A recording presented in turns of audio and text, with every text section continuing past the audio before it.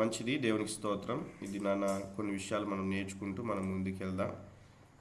నేను స్టాప్ చేస్తున్నాను. సమయాల గురించినటువంటి విషయాలు కొన్ని విషయాలు ఆ, మనం చూస్తూ వచ్చాం సండే. మళ్ళీ అక్కడ నుంచి నేను కొన్ని విషయాలు చూస్తూ ముందుకెళ్తాను. ఓకే.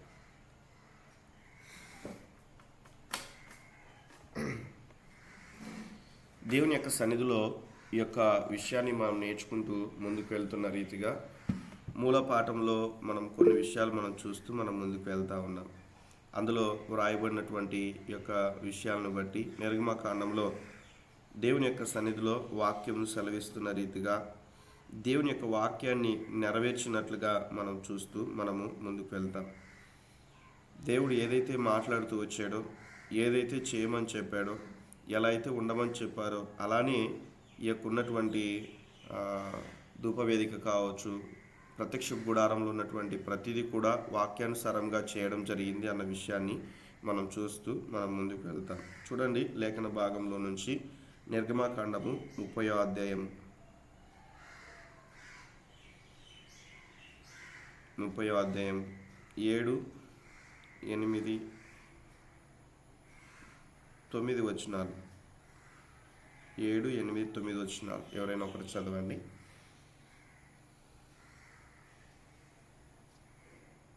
అహరోను ప్రతిదినము ప్రొద్దున దాని మీద పరిమళ ద్రవ్యముల ధూపము వేయవలెను.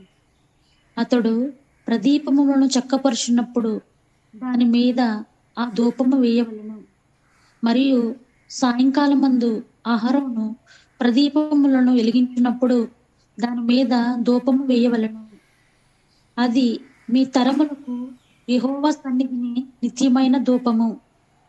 మీరు దాని మీద అన్యధూపమునైనను, దహన బలి సంబంధమైన ద్రవ్యమునైనను, నైవేద్యమునైనను అర్పింపకూడదు. పానీయమునైనను దాని మీద పోయకూడదు. చాలక్క, థ్యాంక్ యూ అక్క. సో ఇక్కడ మనం చూస్తే ఈ యొక్క 3 వచనాలని ఆధారంగా చేసుకుంటూ అహరోను ప్రతి దినమున ప్రొద్దున దాని మీద పరిమళ ద్రవ్యముల ధూపము వేయవలెను అన్న విషయాన్ని మనం చూస్తాం. అలానే మనం చూస్తే ఈ యొక్క టోటల్గా మనం అర్థం చేసుకుంటూ మనం ముందుకెళ్ళినప్పుడు అన్య ధూపము నైనను, దహన బలి సంబంధమైన ద్రవ్యమునైనను, నైవేద్యమునైనను అర్పింపకూడదు అన్న విషయాన్ని మనం చూస్తాం. నిర్గమకాండంలో మనం చూస్తున్నప్పుడు బలుల గురించినటువంటి విషయాలు మనం చూస్తాం. ఒక్కొక్క బలికి ఉన్న అర్థం ఏంటి, ఒక్కొక్క బలి దేనికి సాదృశ్యంగా ఉంది గతంలో మీకు తెలియచేస్తూ వచ్చాను. దాదాపుగా ఉన్నటువంటి యొక్క 5 బలుల గురించినటువంటి విషయాలు గతంలో మనం నేర్చుకుంటూ వచ్చాం. ఆ యొక్క బలి పశువు ఎవరు, ఆ బలి ఏ యొక్క రీతిగా చేయమని చెప్పాడు, ఒక్కొక్కటి ఏమి సాదృశ్యమై ఉంటున్నది అన్న విషయాన్ని కూడా మనం గతంలో నేర్చుకుంటూ వచ్చాం. అయితే ఇక్కడ రాయబడినటువంటి యొక్క మాటను మనం అర్థం చేసుకున్నప్పుడు యేసుక్రీస్తు ప్రభుల వారు కూడా రోమిలకు రాసిన పత్రిక 8వ అధ్యాయము 34వ వచనంలో మనం చూస్తే, రోమిలకు రాసిన పత్రిక 8వ అధ్యాయము 34వ వచనంలో ఒక మాట రాయబడి ఉంటుంది. ఏంటంటే, దేవుని యొక్క సన్నిధిలో దేవుని కుడిపార్శ్వమున ఉన్నవాడును మన కొరకు విజ్ఞాపన కూడా చేయువాడును ఆయనే అన్న విషయాన్ని మనం చూస్తాం. దేవుని కుడిపార్శ్వమున ఉన్నవాడు, తండ్రి కుడిపార్శ్వమున ఉన్నటువంటి వాడు యేసుక్రీస్తు ప్రభుల వారు మన కొరకు ఏం చేస్తూ ఉన్నారు పరలోక రాజ్యంలో ప్రస్తుతం అంటే, మన నిమిత్తమై ఆయన విజ్ఞాపన చేస్తూ ఉన్నాడు, ఆయన ప్రార్థన చేస్తూ ఉన్నాడు. లోకంలో నశించిపోతున్న వారి నిమిత్తమై, ఇంకా ఆత్మీయంగా సంఘముగా కట్టబడినటువంటి ప్రతి ఒక్కరి నిమిత్తమై, ఇంకా మనం అభివృద్ధి చెందినట్లుగా, ప్రభు యొక్క రాజ్యం కొరకు మనం సిద్ధపడినట్లుగా, ఆ పరలోక రాజ్యములో ఆయన కూర్చుండినటువంటి ఆ స్థలములో సమానముగా ఆయనతో పాటు కూర్చుండునట్టుగా దేవుని యొక్క సన్నిధిలో ఆయన ప్రార్థన చేస్తూ ఉంటున్నాడు. యేసుక్రీస్తు ప్రభుల వారు ప్రార్థన చేస్తూ ఉంటున్నారు. కాబట్టి ఈ యొక్క విధానాన్ని మనం అర్థం చేసుకున్నట్లయితే ఒక సేవకుడైనా ఒక విశ్వాసైనా తప్పనిసరిగా ఆధ్యాత్మిక జీవితంలో ప్రార్థనా జీవితాన్ని కలిగి ఉండాలి అన్న విషయాన్ని మనం ఎప్పుడు మర్చిపోకూడదు. అందులో భాగంగా మనం చూస్తే తెస్సలోనికీయులకు రాసినటువంటి మొదటి పత్రిక 5వ అధ్యాయము 17వ వచనంలో కూడా ఒక మాట రాయబడి ఉంటుంది. అందరికీ తెలిసినటువంటి వాక్యమే ఇది. తెస్సలోనికీయులకు రాసినటువంటి మొదటి పత్రిక 5వ అధ్యాయము 17వ వచనంలో ఎడతెగక ప్రార్థన చేయుడి అన్న విషయాన్ని మనం చూస్తాం. ఎడతెగక ప్రార్థన చేయుడి. ఈ మాటని ఆధారం చేసుకొని నాకు ఒక సహోదరుడు ఇలా అన్నాడు, ఏంటంటే అన్న దేవునికి చాలా స్వార్థం కదా అన్నాడు. ఎందుకు బ్రదర్ అన్నాను. అంటే ఎడతెగక ప్రార్థన చేయమని వాక్యం చెప్తుంది కదన్నా, మరి ఎడతెగక కూర్చొని ప్రార్థన చేస్తూ మోకరించి ప్రార్థన చేస్తూ ఉంటే మరి కాలేజీకి వెళ్ళే వాళ్ళ పరిస్థితి ఏంటి, జాబ్కి వెళ్ళే వారి పరిస్థితి ఏంటి, ఇంట్లో ఉన్న వారి పనులు చేసుకోవాలి కదా, స్కూల్కి వెళ్తున్న వారి పరిస్థితి ఏంటి, లేకుంటే విశ్వాసుల సేవకుల పరిస్థితి ఏంటి అన్నట్లుగా ఆయన క్వశ్చన్ వేశారు. దానికి సమాధానం ఏమై ఇచ్చానంటే, ఎడతెగక ప్రార్థన చేయమంటే ఇంకా ఏ పని చేసుకోకుండా మోకరించి ప్రార్థన చేయమని కాదు. అలా అని దేవుని యొక్క సన్నిధికి వెళ్ళి ప్రార్థన చేయండి ఇంకా ఏ పని కూడా చేసుకోకూడదని కాదు. కానీ దేవుని యొక్క సన్నిధిలో ఆధ్యాత్మికంగా కొన్ని వచనాలు అలంకార రూపంలో కూడా కొన్ని విషయాలు మనం చూస్తాం. ప్రాక్టికల్గా మనం అర్థం చేసుకున్నప్పుడు ఎక్కడికైనా కూడా ప్రయాణం అవుతున్నటువంటి సమయంలో తల్లిదండ్రులుగా ఉన్నవారు జాగ్రత్తలు చెప్తారు. అలా అని వారు ఎప్పుడు కూడా వారితో పాటు వెంట ఉంటారని కాదు. ఆ చెప్పిన మాటలు వారి చెవిలో పెట్టుకొని ఆ హృదయంలో ఉంచుకొని ఆ మాటలు లోబడి వారు తల్లిదండ్రులు చెప్పినట్లుగా నడుచుకోవడం అన్న విధానాన్ని మనం చూస్తాం. అలానే ఆధ్యాత్మిక జీవితంలో మనం ఈ యొక్క మాటకు అర్థాన్ని మనం చూస్తే ఏంటంటే, ఎక్కడికి వెళ్ళినా కూడా ప్రార్థనాపూర్వకంగా వెళ్ళాలి. ఈరోజు ప్రయాణం చేస్తూ ఉన్నావు, ప్రార్థన చేసుకుని ప్రయాణించాలి. అలానే ఆ ప్రయాణం అనేటువంటిది దేవుని యొక్క చిత్తానుసారమా కాదా అన్న విషయాన్ని కూడా తెలుసుకోవాలి. అలానే ఏదైనా కూడా ఒక పనిని ప్రారంభించే విషయంలో కావచ్చు, లేకుంటే ఏదైనా కూడా ప్రతిదీ కూడా దేవుని యొక్క సహాయమును అడిగి దేవుని యొక్క సన్నిధిలో ఆయన నుంచి మనము సమాధానం పొందుకొని ముందుకు వెళ్ళడం అది ఎంతో ఆశీర్వాదకరము అన్న విషయాన్ని మీకు తెలియచేస్తా ఉన్నాను. అన్ని విషయాల్లో కూడా ఎడతెగక ప్రార్థన చేయుడి అన్న విషయాన్ని ఏంటంటే దాని అర్థము ఎక్కడికి వెళ్ళినా కూడా ఏ స్థలంలో ఉన్నా కూడా మనం అందరం కూడా ప్రార్థనాపూర్వకముగా ఉండాలి. ఇదే వచనాన్ని ఆధారం చేసుకుని మరొక విషయాన్ని కూడా మనం చూస్తాం. కీర్తనలో 1వ అధ్యాయంలో దివారాత్రము దాన్ని ధ్యానించువాడు ధన్యుడు అని. అంటే దినము రాత్రి కూడా అవకాశం ఉంటే దేవుని యొక్క వాక్యాన్ని ధ్యానించాలి. అలానే ఎప్పుడైనా కూడా ధ్యానించవచ్చు అని మనం ఒక అర్థాన్ని తీసుకోవచ్చు. అలానే ఇంకొకటి ఏంటంటే ఎక్కడికి వెళ్ళినా కూడా దేవుని యొక్క వాక్యమును బట్టి మనం జీవించగలగాలి. సేవకుడు ఉన్నప్పుడు ఒకలాగా, సేవకులు లేనప్పుడు ఒకలాగా, విశ్వాసులు ఉన్నప్పుడు ఒకలాగా, విశ్వాసులు లేనప్పుడు ఒకలాగా మనం అలా ఉండకూడదు. ఎక్కడికి వెళ్ళినా కూడా దేవుని యొక్క వాక్యానుసారమైనటువంటి జీవితాన్ని మనం కలిగి మనము ముందుకు వెళ్ళేటువంటి వారముగా మనల్ని మనం సిద్ధపరచుకుంటూ మనం ముందుకు వెళ్ళాలి. కాబట్టి ఈ యొక్క విషయాన్ని మనము అర్థం చేసుకోవాలి. అలానే మనం చూస్తే హెబ్రీయులకు రాసిన పత్రిక 7వ అధ్యాయము 25వ వచనంలో ఒక మాట రాయబడి ఉంటుంది. హెబ్రీయులకు రాసిన పత్రిక 7వ అధ్యాయము 25వ వచనంలో తీసిన వారు ఎవరైనా ఉంటే చదవచ్చు. ఈయన తన ద్వారా దేవుని యొద్దకు వచ్చు వారి పక్షమున విజ్ఞాపనము చేయుటకు నిరంతరము జీవించుచున్నాడు కనుక వారిని సంపూర్ణంగా రక్షించుట శక్తిమంతుడై ఉన్నాడు. దేవునికి స్తోత్రం. థ్యాంక్ యూ అక్క.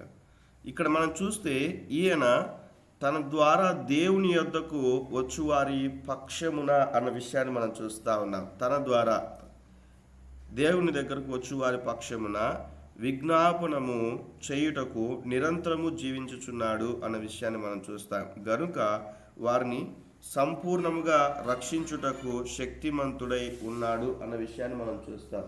బుజ్జి ఒకసారి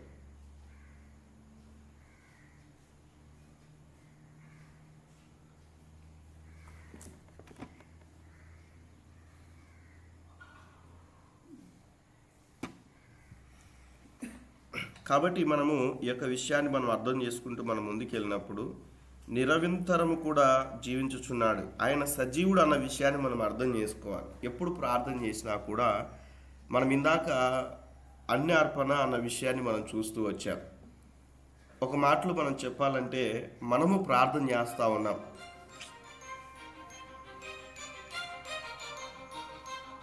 క్షమించండి, మనము ప్రార్థన చేస్తూ ఉన్నాము.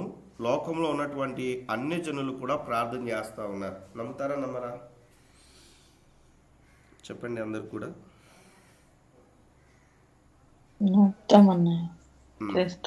మనం ప్రార్థన చేస్తూ ఉన్నాం, అన్ని జనులు కూడా ప్రార్థన చేస్తూ ఉన్నారు. అయితే ఎవరికి చేస్తా ఉన్నారనేది ప్రాముఖ్యమైనటువంటి విషయం. చాలా జాగ్రత్తగా ఆలకిద్దాం. మనం కూడా ఎంతో నిష్టగా దేవుని యొక్క సన్నిధిలో ప్రార్థనలో కూర్చుంటాం, ఎంతో నిష్టగా ప్రార్థన చేస్తాం. అన్యజనులు కూడా ఎంతో నిష్ట కలిగి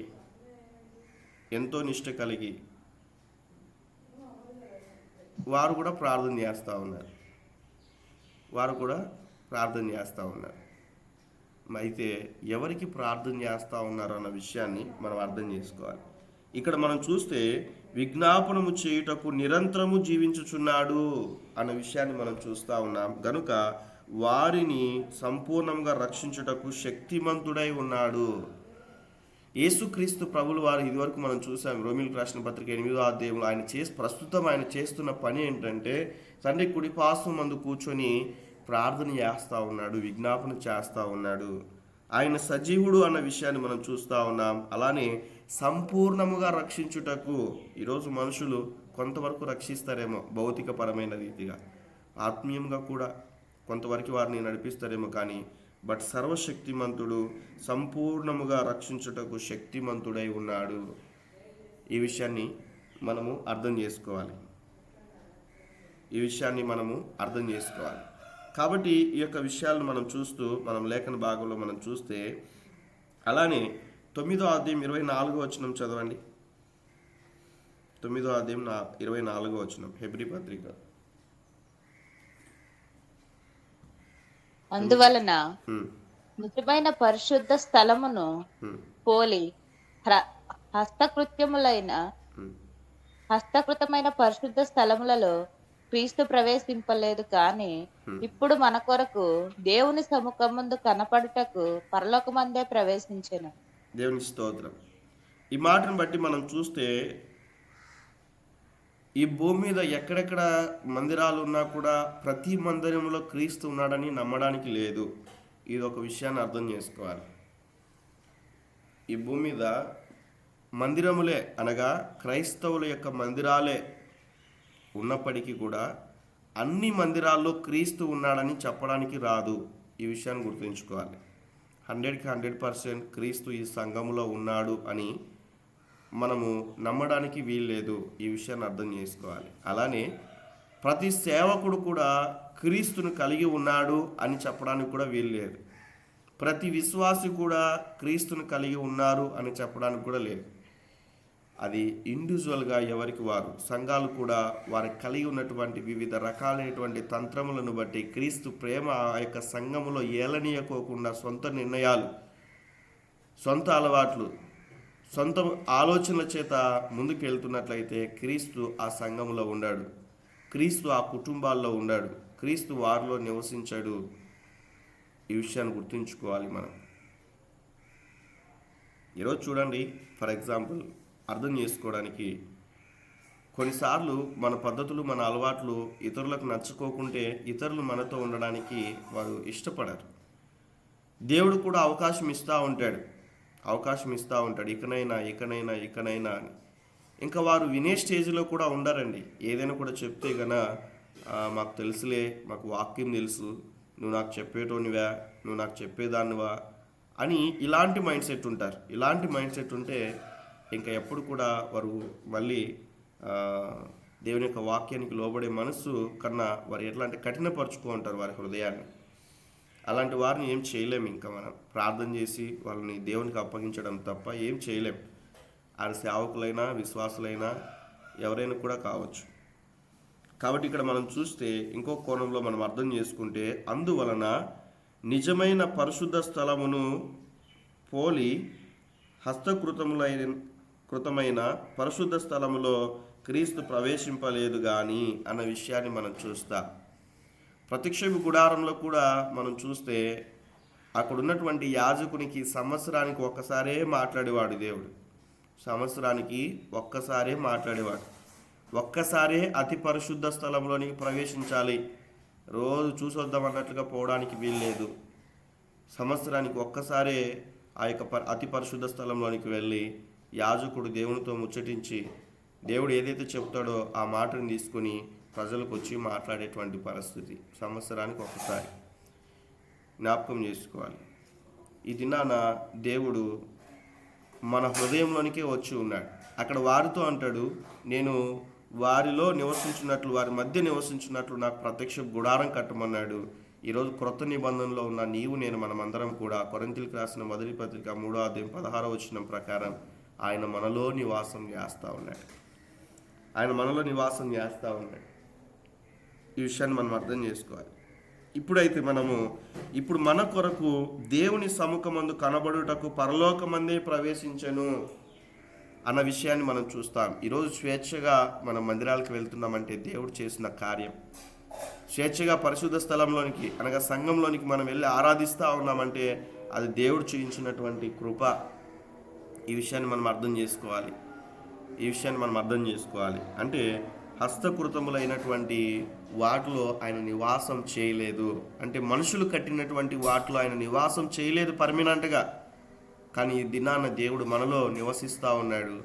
పరలోక రాజ్యంలో కూడా ఆయన సజీవుడిగా ఉన్నాడు అన్న విషయాన్ని మనం చూస్తూ ఉన్నాం. మన దేవుని గొప్పతనం అది. ఈ భూమి మీద అనేక మంది మరణించారు, తిరిగి లేచిన వారి సంఖ్య లేదు.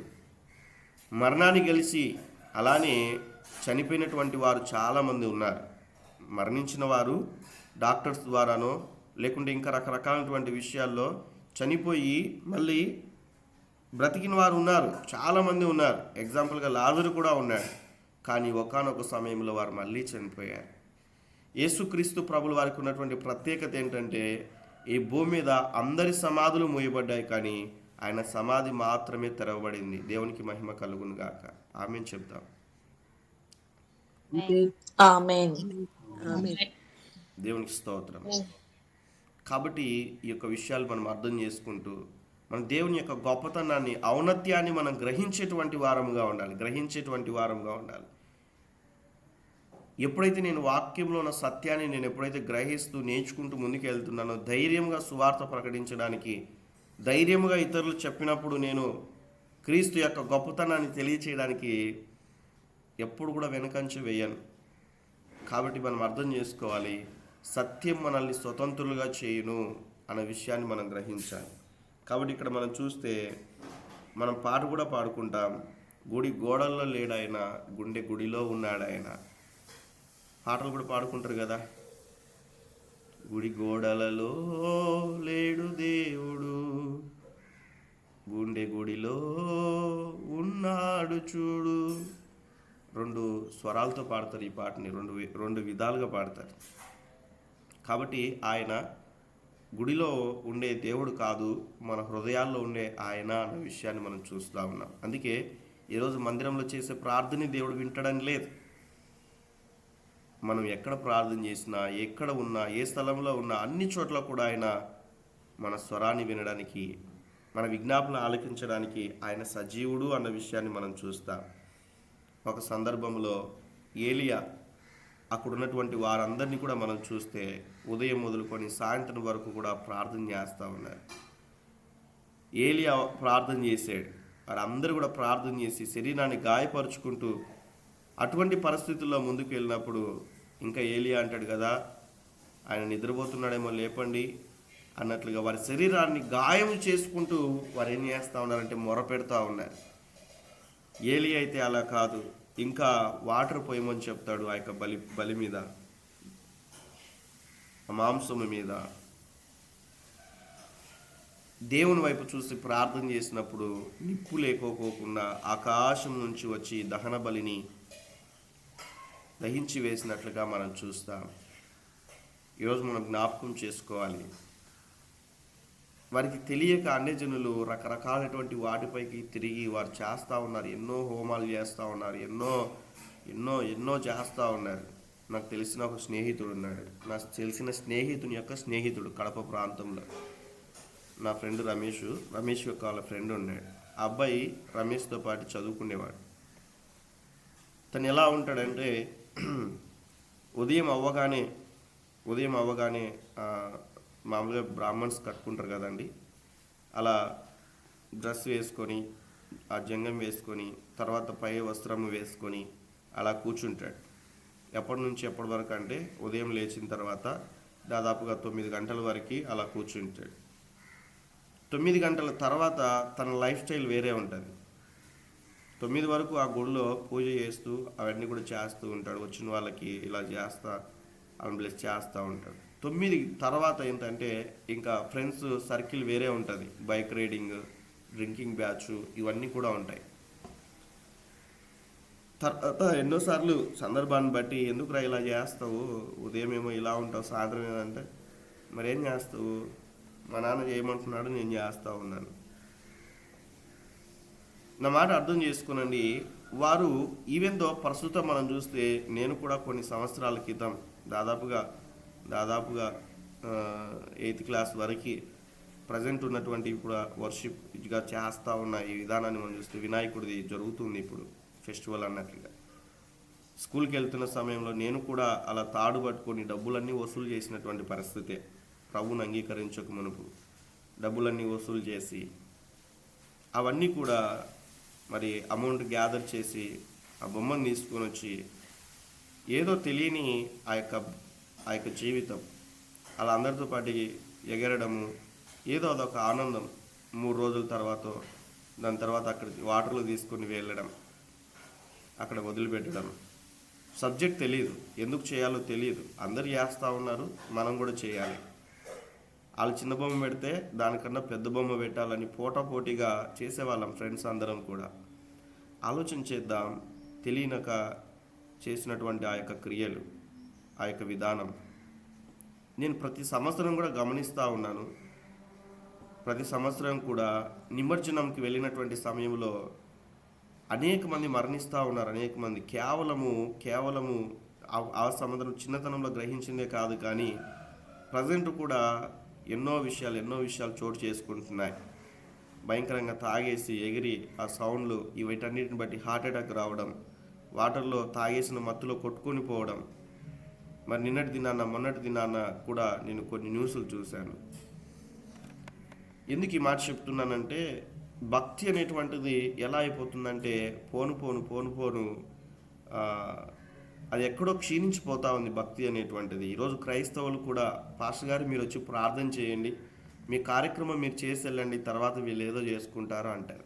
ఏం చేసుకుంటారు వీళ్ళు? తర్వాత వివాహ సమయాల్లో కావచ్చు, ఇంకా కొన్ని ఫంక్షన్స్లో మొదట దేవుని పాట పెడతారు. అన్నిలు కూడా అలానే చేస్తూ ఉన్నారు. తర్వాత దేవుడి పాట అని చెప్పి తర్వాత సినిమా పాటలు, డీజేలు అంట, ఇంకా కొంతమందిని పిలిపించుకొని డ్యాన్స్ అంట, ఇవన్నీ కూడా చేస్తూ ఉన్నారు. ఇప్పుడు క్రైస్తవులు కూడా అలానే చేస్తున్నట్లయితే ఏంటి వ్యత్యాసము? నిజముగా భక్తి కలిగినటువంటిదేనా? ఆలోచన చేయాలి దేవుని యొక్క సన్నిధిలో. కాబట్టి అందుకే వాక్యం సెలవిస్తున్న రీతిగా ఎక్కడికి వెళ్ళినా కూడా మనం ప్రార్థనాపూర్వకంగా ఉండాలి. ఒక పని చేస్తూ ఉంటామంటే అది నిజంగా దేవుని చిత్తమా, దేవుని యొక్క కార్యమా, ఈ విషయాన్ని మనం గ్రహించేటువంటి వారంగా ఉండాలి. అందుకే ఆయన అన్ని స్థలాల్లో ఉండేవాడు కాదు. పరిశుద్ధ స్థలంలో క్రీస్తు ఉండేటువంటి వాడు, హస్తకృతములైనటువంటి విషయాల్లో కాదు అన్న విషయాన్ని మనం చూస్తూ ఉన్నాం. కాబట్టి దేవుని యొక్క సన్నిధిలో మనం గుర్తుకు చేసుకుంటూ లేఖన భాగాన్ని నెరవేరుస్తూ మనం సరైనటువంటి ఆత్మీయ జీవితం కలిగి ఉండేటువంటి వారముగా ఉండాలి. సరైనటువంటి ఆత్మీయ జీవితం. కాబట్టి మనం అన్యజనుల వల్లే ప్రవర్తించకూడదు, కానీ క్రీస్తుని అంగీకరించినటువంటి మన జీవితాల్లో ప్రభువుకి ఇష్టమైనటువంటి రీతిగా మనం జీవిస్తూ మనం ముందుకెళ్ళాలి. నిజముగా మనం చేస్తున్న పని దేవునికి మహిమ వస్తుందా అన్న విషయాన్ని మనం గ్రహిస్తూ మనం ముందుకెళ్ళాలి.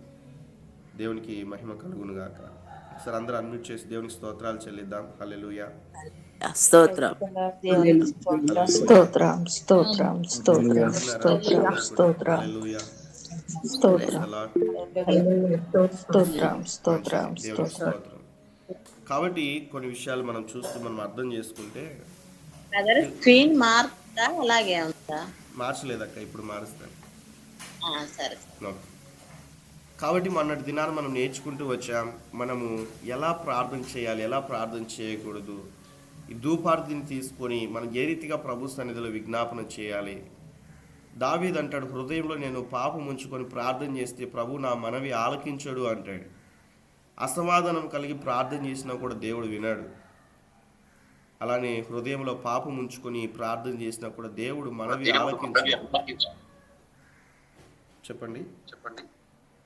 కాబట్టి మనం అర్థం చేసుకుంటే దేవుని యొక్క చిత్తానుసారంగా మనం ప్రార్థించే వారంగా ఉండాలి. గతంలో కూడా చెప్పాను మీకు, ప్రార్థన ఎలా చేయాలి, ఎలా చేయకూడదు, ఏ రీతిగా ముందుకెళ్ళాలి, ఏ రీతిగా ముందుకెళ్ళకూడదు, ప్రార్థనలో మన విజ్ఞాపనలు ఏమై ఉండాలి, ప్రార్థనలో మనం చేసేటువంటి ప్రార్థన విధానం ఎలా ఉండాలి, ఇవన్నీ కూడా చెప్తూ వచ్చాను క్వైట్ టైం గురించి చెప్పేటప్పుడు. ఈ విషయాన్ని ఆలోచిద్దాం.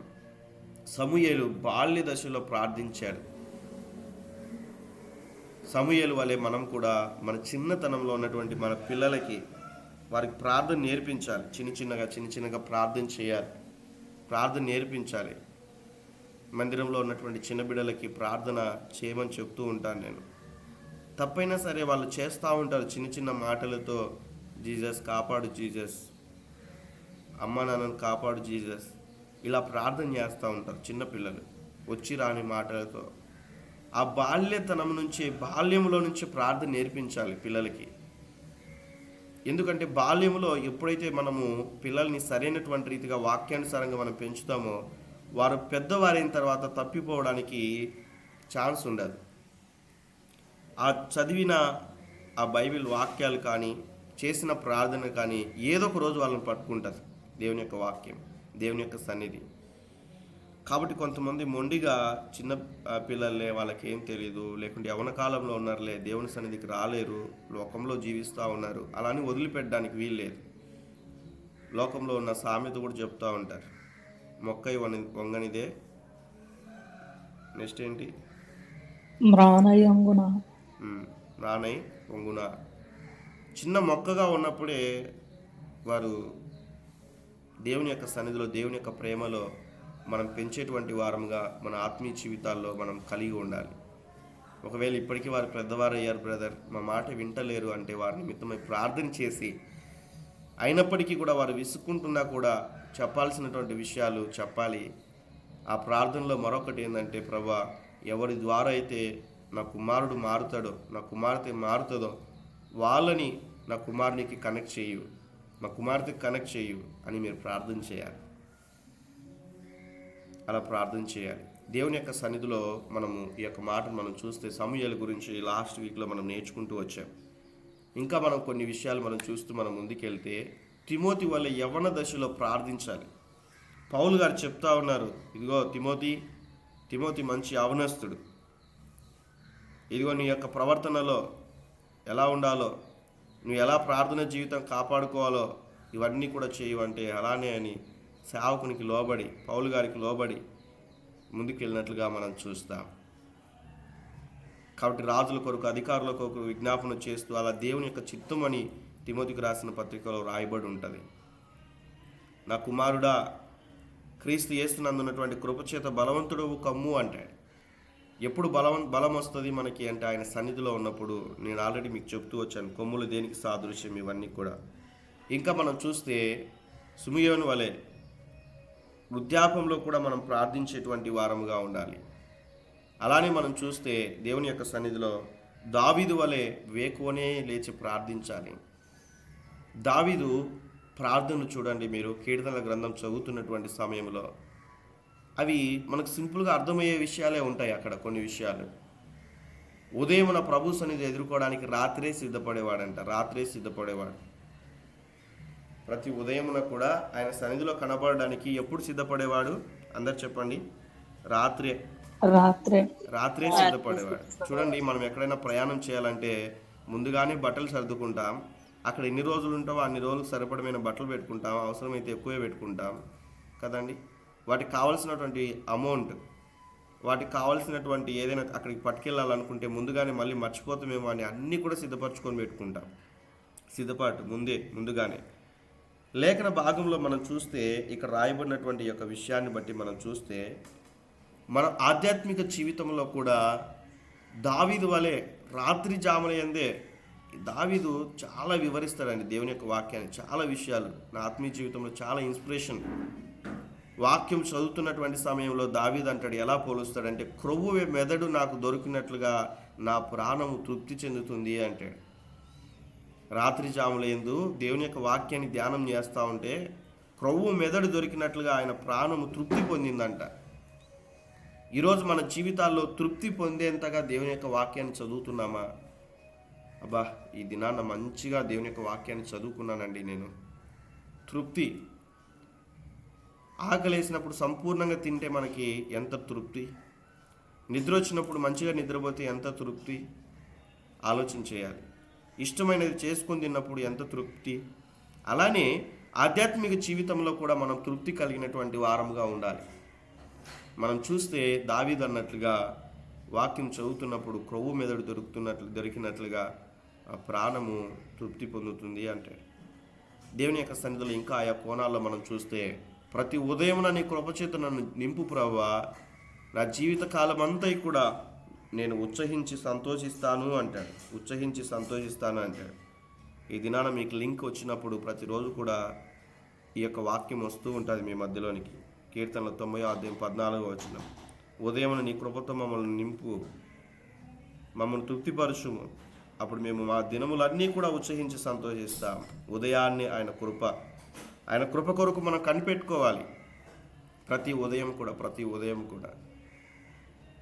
ఇంకా మరొక విషయాల్లో మనం చూస్తాం, ప్రతి ఉదయమున, ప్రతి మధ్యాహ్నం, ప్రతి సాయంకాల సమయంలో 3 పూట్ల కూడా దేవుని యొక్క సన్నిధిలో ప్రార్థించేటువంటి అనుభవాలు మనం చూస్తాం. రోజుకు 10 సార్లు దేవుని యొక్క సన్నిధిలో ఆయన కనబడినట్లుగా లేఖన భాగాలు సెలవిస్తూ ఉన్నాయి. ఇంకా మనం కొన్ని విషయాలు మనం చూస్తే, దానియేలు వలె ప్రార్థించేటువంటి రీతిగా ఉండాలి. ముమ్మారు ఆయన ప్రార్థించేటువంటి జీవితం కలిగి ఉన్నాడు. ముమ్మారు ప్రార్థిస్తూ ఉన్నాడు. రోజుకు 3 సార్లు ముమ్మారు ప్రార్థన చేస్తూ ఉన్నాడు. ఆ ప్రార్థించేటువంటి సమయంలో ఎంతోమంది ఆయన పైన ఏదైనా తప్పిదం కనిపిస్తుందేమో వెతికారంట. ఏ తప్పిదం కూడా దానియేలులో కనబడలేదు. ఎందుకంటే ఆయన జీవితాన్ని అలా కట్టుకుంటూ వచ్చాడు ప్రార్థన ద్వారా. ఈ యొక్క విషయాన్ని మనం అర్థం చేసుకోవాలి. ఇస్సాకు వలె సాయంత్రం ప్రార్థించేటువంటి అనుభవాలు. ఒక మాటలో చెప్పాలంటే ఎక్కడికి వెళ్ళినా కూడా మనం ప్రార్థన జీవితాన్ని కలిగి ఉండాలి అన్న విషయాన్ని మనం అర్థం చేసుకోవాలి. ఏలియా వలె మనం ప్రార్థించేటువంటి వారముగా, మన వంటి స్వభావం కలిగిన వాడే వర్షింపకుండునట్లుగా ప్రార్థన చేయగా వర్షం కురవలేదు. వర్షం కొరకు ప్రార్థన చేసినప్పుడు దేవుడు వర్షాన్ని కురిపించాడు. గడిచిన దినాల్లో మేము ఎవ్రీ ఫ్రైడే బైబిల్ స్టడీలో గ్యాదర్ అవుతున్నటువంటి సమయంలో ఒక వీక్ ప్రేయర్ వీక్గా పెట్టుకున్న పరిస్థితి స్థానికంగా మేమున్న ప్రాంతంలో. అయితే ఆ దినాన ప్రార్థన చేస్తూ ఉన్నాం. భయంకరమైన ఎండలు అప్పుడు ఇంకా వర్షం అనేటువంటిదే స్టార్ట్ లేదు. అలా భయంకరమైన ఎండలు, ఎంతోమంది ఆ వేడికి, ఆ పరిస్థితులన్నిటిని బట్టి చాలా భయంకరమైనటువంటి పరిస్థితులు. దాదాపు ఒక 2 నెలల క్రితం జరిగిన సంఘటన అనుకుంటా ఇప్పుడు చెప్పేది. అలా టెర్రస్ పైకి వెళ్ళి అందరూ కూడా ప్రార్థన చేస్తూ ఉన్నాం. ఈ యొక్క వాక్యం గురించి స్టడీ చేసుకున్నాం. ఫెయిత్ లెవెల్స్ని ఇంక్రీజ్ చేసుకున్నాం. ఏలియా మన వంటి స్వభావం కలిగిన వాడే ప్రార్థన చేయగా దేవుడు అద్భుతాన్ని చేశాడు. ఇదన్నా ప్రార్థన చేస్తాం, దేవుడు గొప్ప కార్యం చేస్తాడు. ఈ భయంకరమైనటువంటి వేడి నుంచి దేవుడు విడిపిస్తాడని అందరం కలిసి ప్రార్థన చేశాం టెర్రస్ మీద. ఇక్కడున్న అన్న ఉన్నారు, కనకరాజు అన్న ఉన్నారు, ఇంకా మరికొంతమంది సిస్టర్స్ ఉన్నారు ఇప్పుడు జాయిన్ అయిన వారిలో కూడా. ప్రార్థన చేసిన అనంతరము అలా ఇంటికి జస్ట్ ఆ టెర్రస్ పై నుంచి ఇంటికి వెళ్ళే మార్గ మధ్యలోనే దేవుడు కృప చూపించాడు. 1 minute కిందికి వచ్చేయచ్చు. వెంటనే ప్రార్థన అయిన అనంతరమే మబ్బులు కప్పేశాయి, వర్షం కురిసింది. ఎందుకు ఈ మాట చెప్తున్నానంటే, దేవుని యొక్క సన్నిధిలో మనం వేటి గురించి అయితే ప్రార్థన చేస్తూ ఉన్నామో పర్టికులర్గా ఆ యొక్క వాక్యాన్ని కోడ్ చేసుకొని మనం ఎప్పుడైతే ప్రార్థన చేస్తామో దేవుడు అద్భుత కార్యములు జరిగిస్తాడు, త్వరగా జవాబు వస్తుంది. అలానే వాక్యాన్ని మనం బిలీవ్ చేసేటువంటి వారంగా ఉండాలి, విశ్వసించి ప్రార్థన చేసేటువంటి వారంగా ఉండాలి. ఎందుకంటే విశ్వాసం యొక్క కర్త ఆయన, దాన్ని కొనసాగించేవాడు ఆయనే, కార్యం చేయవాడు ఆయనే. ఈ విషయాన్ని మనం అర్థం చేసుకుంటూ మనం ముందుకెళ్ళాలి. కాబట్టి పౌలు మరియు శీలల వలె వారికి ఉన్న పరిస్థితి ఏంటి? వారు ఎన్నో దెబ్బలు తిన్నారు, ఎన్నో పరిస్థితులు. ఇవన్నీ మీకు చూపిస్తున్నాను కదా, ఇవన్నీ వాక్యంలో ఎక్కడెక్కడ ఉన్నాయి అన్న విషయాన్ని మీరు రాసుకొని నాకు మెసేజ్ చేయాలి. ఇది మీకు హోంవర్క్. నేనే రెఫరెన్స్లు చూపిస్తే జస్ట్ వినేసి వెళ్ళిపోతూ ఉన్నాయి. అలా ఉండకుండా ఇదంతా మీకు హోంవర్క్.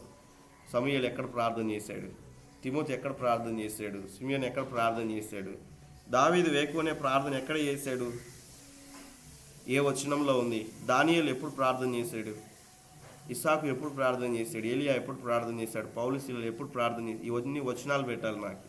మీరందరూ కూడా చేస్తారా అండి? వర్సెస్ పంపిస్తారా? చేస్తాం. మంచిది. కాబట్టి కేవలం మనం ఎప్పుడు వినేవాళ్ళంగా ఉండకూడదు. ఆ వాక్యాన్ని బట్టి సాధన చేయాలి. వచనాలన్నీ రాసుకోండి. అన్నీ పెట్టలేకపోయినా కూడా కొంతవరకైనా కూడా ప్రయత్నం చేయాలి. కాబట్టి పౌలు శీలలు ఎటువంటి పరిస్థితుల్లో ఉన్నారు అక్కడ? అప్పటికే దెబ్బలు తిన్నారు వారు. అందుకే నేను ఎక్కడ కూడా వచనాలు చదివించలేదు, మీకు హోంవర్క్ ఇవ్వాలన్నట్లుగా. కాబట్టి మనం చూస్తే అప్పటికే వారు దెబ్బలు తిన్నారు, శరీరం గాయపరచబడింది. జైల్లో ఉండడం అంటే అది సాధారణమైనటువంటి విషయం కాదు. ఇప్పుడున్న జైల్లాగా ఇప్పుడైతే ఏసీ కూడా ఉంటున్నాయి కొంతమందికి జైళ్ళలో, ఆహారం సమృద్ధిగా ఉంటున్నది. ఒకప్పుడు అలా ఉండేది కాదు, కఠినమైనటువంటి పరిస్థితి జైలు. అటువంటి పరిస్థితుల్లో కూడా ఆ సమయాల్లో కూడా వాళ్ళు పాటలు పాడుచు ప్రభుని స్తుతిస్తూ ఉన్నారు. వారికి ప్రార్థన చేస్తుండగా అనే విషయం కూడా వ్రాయబడి ఉంటుంది. జైలు అద్భుతాలు జరిగించాడు దేవుడు. ఆ జైలు అధికారి కూడా అక్కడ మార్చబడ్డాడు. కాబట్టి వారు ఎటువంటి స్థలంలో ప్రార్థన చేస్తూ ఉన్నారు అనేటువంటిది ఇంపార్టెంట్. ఎటువంటి స్థలాల్లో ప్రార్థన చేస్తూ ఉన్నారు, ఎక్కడికి వెళ్ళినా కూడా వాళ్ళు ప్రార్థన చేసేటువంటి పరిస్థితి. జైల్లో ఉన్నా కూడా ప్రార్థన చేస్తూ ఉన్నారు. హన్నా వలె దుఃఖంలో ఉన్నప్పుడు ప్రార్థన చేయాలి. దుఃఖం ఉన్నప్పుడు ప్రార్థన చేసేటువంటి వారంగా ఉంటున్నామా? ఆ దుఃఖాన్ని ఇతరులకు చెప్పేటువంటి వారంగా ఉంటున్నామా? ప్రాముఖ్యంగా మనం కొన్ని ప్రేయర్ రిక్వెస్ట్లు వస్తూ ఉంటాయి ఉన్న విధానం బట్టి, కుటుంబంలో ఉన్న పరిస్థితులు, కుటుంబంలో ఉన్న భర్తను బట్టి ఆ యొక్క భార్య ఎంతో దుఃఖపడి ఎన్నో పరిస్థితుల గుండా వెళ్తూ ప్రతి విషయాన్ని కూడా పుట్టింట్లో అమ్మ వాళ్ళకి చెప్తూ ఉంటారు. వాళ్ళు చెప్పకూడదని కాదు, కానీ క్రైస్తవులుగా ఉన్నవారు ఏంటంటే మొదట ప్రార్థన చేయాలి. అన్ని విషయాలు చెప్పకూడదు, అది మళ్ళీ ఫ్యామిలీ గురించినటువంటి మెసేజ్ అయింది. కానీ నేను ఎక్కువ విషయాలు చెప్పట్లేను, అన్ని విషయాలు చెప్పడానికి వీల్లేదు. ఒకవేళ అలా ఉంటే, ఒకవేళ ఇక్కడున్న వాక్యం వింటున్న వారిలో అన్ని విషయాలు, ఒక కుటుంబంలో ఉన్నటువంటి ఆ యొక్క పరిస్థితి, భర్త గురించి కావచ్చు, ఈవెందో భర్తగా ఉన్నవారు భార్య గురించినటువంటి విషయాలు, అన్ని విషయాలు చెప్పడానికి వీల్లేదు మీ పేరెంట్స్కి. ఏదైనా కూడా ఉంటే మీరు ప్రార్థన చేసుకొని, లేకుంటే ఆ వ్యక్తి కొరకు ప్రార్థన చేసుకొని ముందుకు వెళ్ళాలి. పీక్ స్టేజ్లోకి వెళ్ళినప్పుడు అప్పుడు కొన్ని విషయాలు చెప్పడంలో విషయం తప్పులేదు. ఎందుకంటే ఈ యొక్క ఉన్నటువంటి కుటుంబ జీవితం కట్టుకునేటువంటి బాధ్యత వైఫ్ అండ్ హస్బెండ్ ఇద్దరు సపరేట్ కాదు, ఒక్కరు అన్న విషయాన్ని గ్రహించాలి. మొట్టమొదటిగా కొన్ని చిన్న చిన్న విషయాలే ఫ్యామిలీస్లో చాలా పెద్దగా అయిపోతూ ఉంటాయి. ఎందుకంటే వాళ్ళకి ఇక్కడున్న విషయం కన్వే చేయడం వాళ్ళకి అర్థం అవ్వదు. వచ్చి గొడవ పడడము, కొట్లాడడము, హేళన చేయడము, ఎన్నెన్నో జరుగుతూ ఉంటాయి సమాజంలో, మనం చూస్తూ ఉంటాం. కాబట్టి ప్రభు సన్నిధిలో మనం అర్థం చేసుకోవాలి. వివాహమైన వారు ఉంటే, వివాహం కాని వారు ఉంటే మీ తల్లిదండ్రుల గురించి అనుకోండి, మీ పిల్లల గురించి కూడా ఆలోచన చేయాలి. భార్యాభర్తలు ఉన్నట్లయితే ప్రార్థన చేయాలి దేవుని యొక్క సన్నిధిలో. మొట్టమొదటిగా ప్రార్థించేవారు ఉంటే చెప్పడం తప్పు కాదు. మళ్ళీ ఆ విషయాల్లో మళ్ళీ వాళ్ళు ఇంకొకరు చెప్పేటువంటి వారుగా ఉండకూడదు, అలా చూసుకోవాలి. సమస్యను పెద్దదిగా చేసుకునేటువంటి వారుగా, అలాంటి వారితో మనం ముచ్చటించకూడదు అన్న విషయాన్ని మీకు తెలియచేస్తా ఉన్నాను. కాబట్టి హన్నా ఎటువంటి పరిస్థితుల్లో ఉంది? ఆమె ఎంతో దుఃఖముతో ఉంది. ప్రభు సన్నిధికి వెళ్ళింది, ప్రార్థన చేసింది. ప్రభు ఆలకించి దేవుడు చెప్పాడు, సేవకుని ద్వారా మాట్లాడాడు. ఆ సేవకుడు ఏమన్నాడు? మత్తురాలై ఉందన్నాడు. కొన్నిసార్లు ఇలా కూడా మనం అనొచ్చు, మన సేవకులు, నేను భక్తి కలిగి ఉన్న జీవితం, నేను చేసే ప్రార్థన ఆయనకు తెలియదా? ఆయన సేవకుడు కదా, ఆయనకు ఆత్మ లేదా? ఆయన ఎందుకు గ్రహించలేకపోయాడు? ఈ మాత్రం ఎందుకు తెలుసుకోకపోయాడు? ఈ మాత్రం అర్థం అవ్వదా? వాక్యం చదువుతారు కదా, వాక్యం తెలుసు కదా, ప్రభు సన్నిధి తెలుసు కదా అన్నట్లుగా అనిపిస్తూ ఉంటుంది మనకు కొన్నిసార్లు. అయినా కూడా మన విశ్వాసం క్రీస్తు వైపు ఉండాలి. అందుకే మీకు చెప్తూ వచ్చాను, క్రీస్తు వైపే మనం చూడాలి, క్రీస్తులోనే మనం ఉండాలి, మనుషుల్ని బట్టి కాదు అన్న విషయాన్ని మీకు తెలియచేస్తూ వచ్చాను. కాబట్టి మనం అర్థం చేసుకుంటూ మనము ఈ యొక్క మాటల్ని మనం చూస్తే, ఒక్క నిమిషం అండి.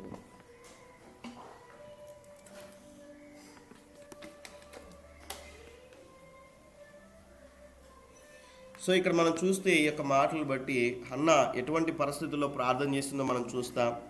ఈ ప్రార్థించినటువంటి వారందరిలో కూడా ప్రతి ఒక్కరు కూడా జవాబు పొందుకున్నారు. ఈ విషయాన్ని మనం అర్థం చేసుకోవాలి. పేతురు వలె అపాయంలో ఉన్నప్పుడు ప్రార్థన చేయాలి.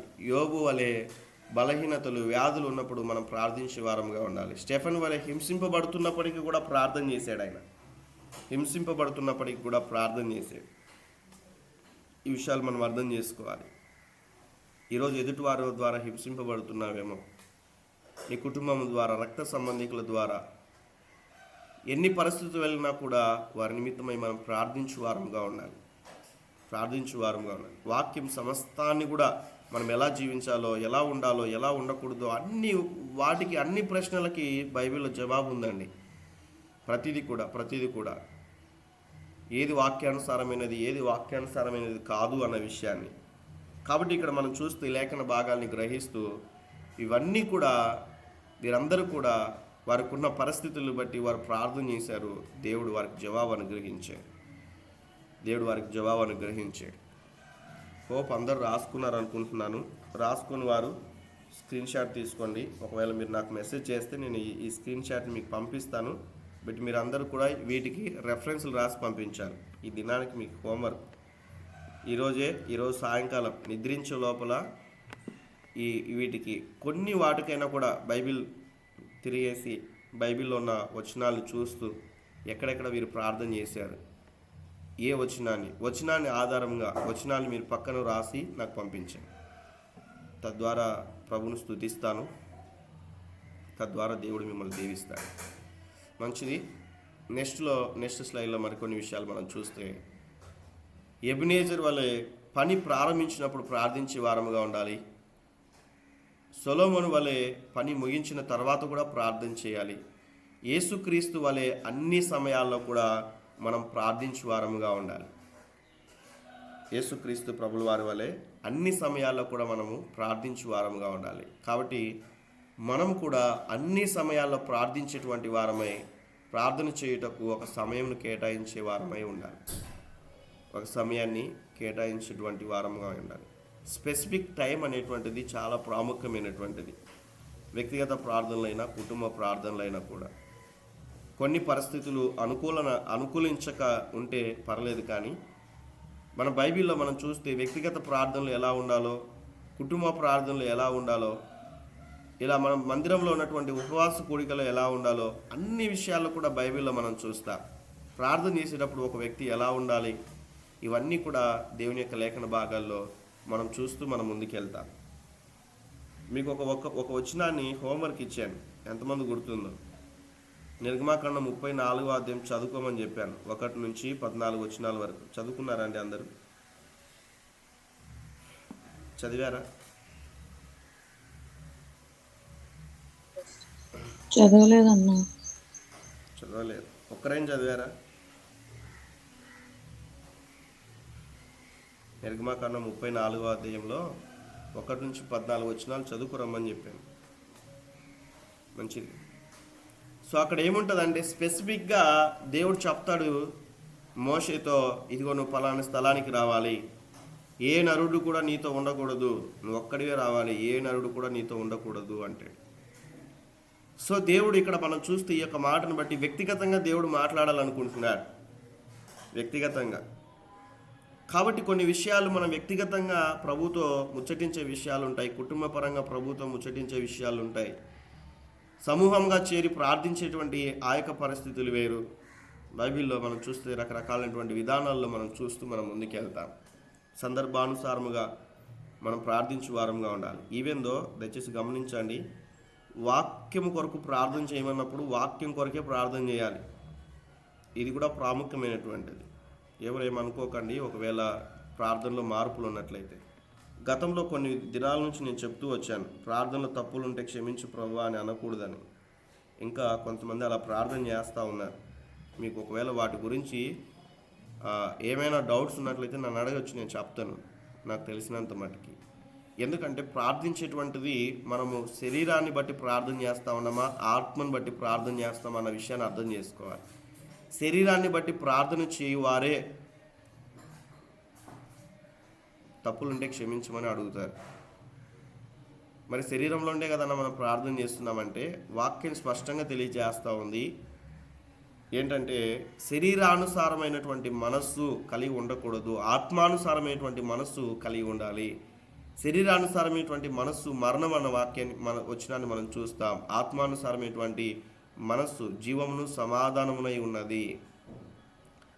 రోమీయులకు రాసిన పత్రిక 8వ అధ్యాయంలో ప్రతి ప్రశ్నకు సమాధానం ఉంటుంది. శరీరానికి ఆత్మకు ఉన్నటువంటి విషయాల్లో మనం యుక్తముగా ఎలా ప్రార్థన చేయాలో మనకు తెలియదు, ఎలా ప్రార్థన చేయాలో వాస్తవానికి మనకు తెలియదు.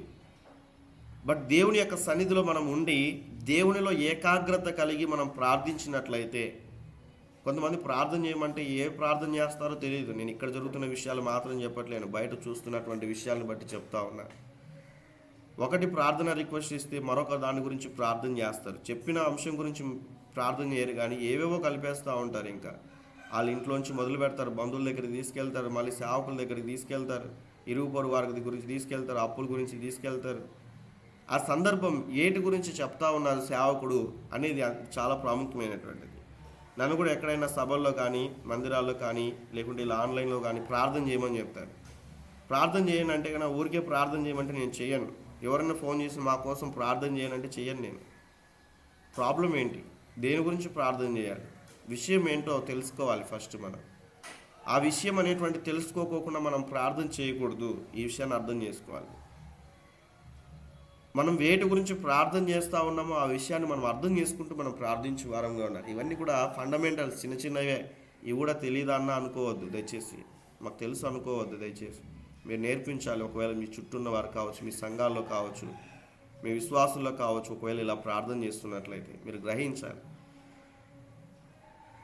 కాబట్టి దేవుని యొక్క సన్నిధిలో మనం అర్థం చేసుకున్నట్లయితే యుక్తముగా మనం ఎలా ప్రార్థన చేయాలో మనకు తెలియదు, కానీ ఉచ్చరింప శక్యము కాని మూలుగుల చేత ఆ ఆత్మ మన పక్షమున తానే విజ్ఞాపన చేయుచున్నాడు అన్న విషయాన్ని మనం చూస్తాం. తీసారా ఎవరైనా 8వ అధ్యాయము, రోమీయులకు రాసిన పత్రిక 8వ అధ్యాయంలో తీసారండి?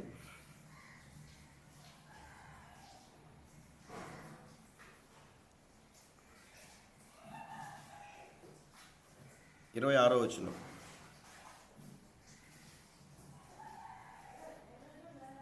చూడండి. వచ్చినాను రోమీయులకు రాసిన పత్రిక 8వ అధ్యాయము 26వ వచనం. అటువలే ఆత్మయు మన బలహీనతను చూచి, మొదట ఎవరు ప్రారంభించారు వారు చదవండి. అటువలే ఆత్మయు మన బలహీనతను చూచి సహాయం చేయుచున్నాడు. ఏలయనగా మనము యుక్తముగా ఎలాగూ ప్రార్థన చేయవలనో మనకు తెలియదు, కానీ ఉచ్చరింప శక్యం కాని మూలుగులతో ఆ ఆత్మ తానే మన పక్షముగా విజ్ఞాపన చేయుచున్నాడు. దేవునికి స్తోత్రం. ఇక్కడ మనం చూస్తే అటువలే ఆత్మయు మన బలహీనతను చూసి, శరీరం ఎప్పుడు కూడా బలహీనత అని వాక్యం సెలవిస్తూ ఉంది. అలాని దేవుడు వదిలిపెట్టలేదు, కానీ చూచి సహాయము చేయుచున్నాడు. ఏలయనగా మనము యుక్తముగా అంటే సరైనటువంటి రీతిగా ఎలా ప్రార్థన చేయాలో మనకు తెలియదు, కానీ we don't know how to pray. మనకు తెలియదు యుక్తముగా సరైనటువంటి రీతిగా ఎలా ప్రార్థన చేయాలో. కానీ దేవుని యొక్క వాక్యంలో మనం చూస్తే ఉచ్చరింప శక్యము కాని మూలుగులతో ఆ ఆత్మ తానే మన పక్షమున విజ్ఞాపనము చేయుచున్నాము అన్న విషయాన్ని మనం చూస్తూ ఉన్నాం. ఎప్పుడైతే దేవుని యొక్క ఆత్మ చేత మనలో ఉన్న ఆత్మ ఏకీభవిస్తుందో అప్పుడు మనలో నుంచి మూలుగు వస్తాయే అవే ప్రార్థన అండి. ఒక మాటలో చెప్పాలంటే నేను చెప్తున్నట్లుగా ఎవరు ఏమనుకోవద్దు, ఒకవేళ మీకు బాధ అనిపించవచ్చు, బట్ నేను చెప్పే విషయాన్ని మీరు అర్థం చేసుకోవాలి. కొన్నిసార్లు ప్రార్థన చేస్తున్నటువంటి సమయంలో చెప్పినటువంటి ఆ అంశం చెప్పినటువంటి ఆ స్థానిక సంఘాల్లో కావచ్చు, సభలో కావచ్చు, ఈవెన్ ఇలా ఆన్లైన్లో కావచ్చు, ఆ సేవకుడు మెచ్చుకోవాలని ప్రార్థన చేయకూడదు. లేకుంటే అక్కడ ఉన్న వారందరూ కూడా మంచి ప్రార్థనాపరుడు, మంచి ప్రార్థనాపరురాలని మెచ్చుకోవడానికి ప్రార్థన చేయకూడదు. జ్ఞాపకం చేసుకోవాలి. ఆ చేసేటువంటి ప్రార్థన అనేటువంటిది కొన్నిసార్లు ఎక్కడైనా కూడా మేము మీటింగ్స్కి వెళ్తున్నప్పుడు అన్న ప్రార్థన చేయమంటాడు భోజనం నిమిత్తమై. ఆ భోజనం నిమిత్తమై వాళ్ళు ప్రేమించే ఆ కుటుంబం ప్రార్థన చేయమంటే ఇంకా స్టార్ట్ చేస్తాడు. ఇంకా ప్రారంభ ప్రార్థన మొదలుకొనయ్యా, పాటల్లో మీరు కృప చూపించారు, ఆరాధనలో కృప చూపించారు, వాక్యంలో పరిచయంలో కృప చూపించారు, అనేకులకు విడుదల ఇచ్చారు, స్వస్థతనిచ్చారు ప్రభా. ఇంకా కొంతమంది వచ్చారు ప్రభా, వారిని కూడా మీరు బాగు చేశారు. ఇవన్నీ చేయకూడదు. ఒకవేళ చేస్తే సింపుల్గా ఎలా ప్రార్థన చేయాలి ప్రభా, ఇప్పటివరకు కూడా మీరు ఆత్మీయ ఆహారం మాకు దయచేశారు ప్రభా, ఇప్పుడు భౌతికపరమైనటువంటి ఆహారాన్ని ప్రభా ఈ కుటుంబాన్ని సిద్ధపరిచారు, ఈ కుటుంబాన్ని జ్ఞాపకం చేసుకోండి, ఈ కుటుంబాన్ని మీరు దీవించండి ప్రభా అని ప్రార్థన చేయాలి. అంటే ఆ సందర్భానుసారమైనటువంటి ప్రార్థన అనేటువంటిది చాలా ప్రాముఖ్యమైనటువంటిది. కొంతమంది మైక్ ఇచ్చేస్తా చాలు, వాళ్ళు ఏం ప్రార్థన చేస్తారో తెలియదు, గంటల తరబడి ప్రార్థన చేస్తారు, విడిచిపెట్టారు, చెప్పిన అంశం తప్ప అన్నీ చేస్తూ ఉంటారు. దయచేసి అలా ఉండకూడదు, దయచేసి జ్ఞాపకం ఉంచుకోవాలి. కాబట్టి ఇక్కడ మనం చూస్తే ఆ ఆత్మ తానే మన పక్షమున విజ్ఞాపన చేయుచున్నాడు. దేవుని యొక్క ఆత్మ మన పక్షాన విజ్ఞాపన చేస్తున్నప్పుడు మన నోటితో మనం ఎలా చెప్తాం తప్పులుంటే క్షమించమని? నా పాయింట్ మీరు అర్థం చేసుకోనండి. దేవుని యొక్క ఆత్మ మన ఆత్మతో ఏకీభవించి మనం ప్రార్థన చేస్తున్నటువంటి సమయంలో మనలో తప్పులు ఉన్నాయని మనం ఎలా చెప్తాము?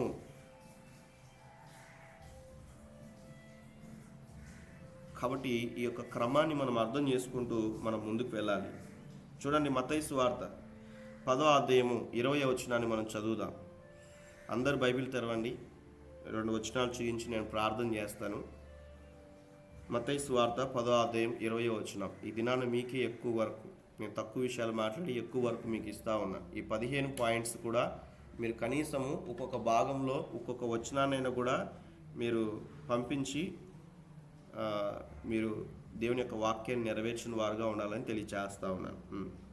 చదవండి మత్తయి సువార్త. తండ్రి ఆత్మ మీలో ఉండి మాట్లాడుచున్నాడే కానీ మాట్లాడువారు మీరు కాదు. వాక్యాన్ని నేనే చదివా. చదవండి. మీ తండ్రి ఆత్మ మీలో ఉండి మాట్లాడుచున్నాడే కానీ మాట్లాడువారు మీరు కారు. దేవునికి స్తోత్రం. చాలా జాగ్రత్తగా ఆలకిద్దాం. నిజముగా ఆత్మానుసారమైనటువంటి స్థితి కలిగి ఉండి మాట్లాడేవారు, నిజముగా ఆత్మానుసారంగా కలిగి ఉండి ప్రార్థించేటువంటి వారు తప్పిదాలు చేయరు. ఈ విషయాన్ని అర్థం చేసుకోవాలి. అలానే ఇక్కడ మనం చూస్తే కొంతమంది ఊరికే అంటారు పరిశుద్ధ ఆత్మ దేవుడు నాకు ప్రేరేపిస్తూ ఉన్నాడు అంటారు, కానీ వీరికి ఉన్నటువంటి ప్రేరేపణ బట్టి మాట్లాడుతూ ఉంటారు. అది కూడా వాక్యానుసారం కాదు, అది తప్పు. ఊరికే దేవుని నడిపింపు, దేవుని ఆత్మ, దేవుని పరిశుద్ధ ఆత్మ ఇలా చెప్పమని చెప్పాడు. దేవుడు నిజంగా చెప్తాడు చెప్పమని, కానీ ఊరికే అది ఉచ్చరించేటువంటి రీతిగా ఉండకూడదు. దేవుని పరిశుద్ధాత్మ ప్రేరేపించినప్పుడు సమాధానకరమైనటువంటి స్థితిలో ఉంటుంది. దేవుని యొక్క ఆత్మ ప్రేరేపించబడినప్పుడు మనుషులు హెచ్చరింపబడతారు, మనుషులు దీవించబడతారు, మనుషులు విసుక్కోరు. ఈ విషయాన్ని అర్థం చేసుకోవాలి. మనుషులు విసుక్కోరు.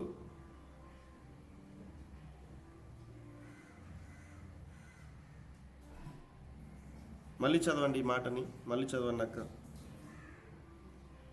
మీ తండ్రి ఆత్మ మీలో ఉండి మాట్లాడుచున్నాడే కానీ మాట్లాడువారు మీరు కారు.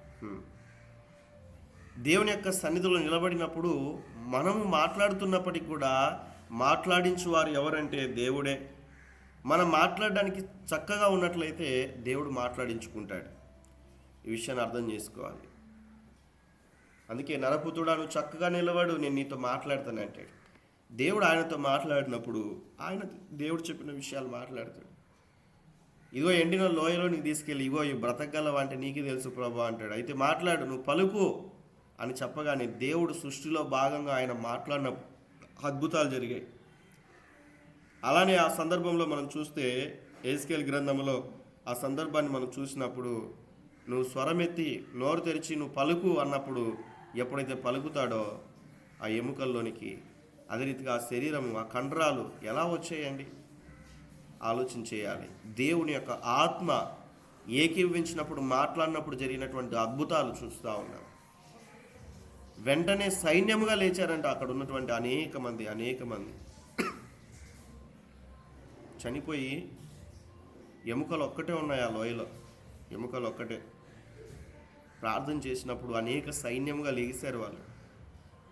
వచ్చేసి జ్ఞాపకం ఉంచుకోవాలి. ఎక్కడ వాళ్ళు ప్రార్థన చేయలేదే క్షమించమని, తప్పులుంటే క్షమించమని. కాబట్టి ఇక్కడ మనం చూస్తే మీరు తండ్రి ఆత్మ మీలో ఉండి మాట్లాడుచున్నాడే కానీ మాట్లాడువారు మీరు కాదు. మనం వెరీ సింపుల్గా మనం అర్థం చేసుకోవచ్చు. ఆత్మ నడిపింపు కలిగి బోధిస్తూ ఉన్నాడా? ఆత్మ నడిపింపు లేకోకుండా శరీరాన్ని బట్టి బోధిస్తూ ఉన్నట్లయితే ఆ వాక్యం ఎక్కువసేపు మనలోనికి పోదు. ఇదే ఇంకొక ఎగ్జాంపుల్. వాక్యం బోధిస్తూ ఉన్న సమయంలో ఆ వాక్యం మనలోనికి పోకుండా ఉన్నట్లయితే అక్కడ ఆత్మ పని చేయలేదు, శరీరం పని చేస్తుంది అని అర్థం చేసుకోవాలి. వెరీ సింపుల్గా మనం అర్థం చేసుకోవచ్చు. వెరీ సింపుల్గా కొన్ని సందర్భాల్లో మనం చూస్తూ ఉంటాం, కొన్ని సభల్లో కావచ్చు, కొన్ని పరిస్థితులను బట్టి. కాబట్టి మనం దేవుని యొక్క సన్నిధిలో మనం అర్థం చేసుకోవాలి. ఇంకా మరొక మాటను మనం చూస్తే, లేఖన భాగంలో మనం చూస్తే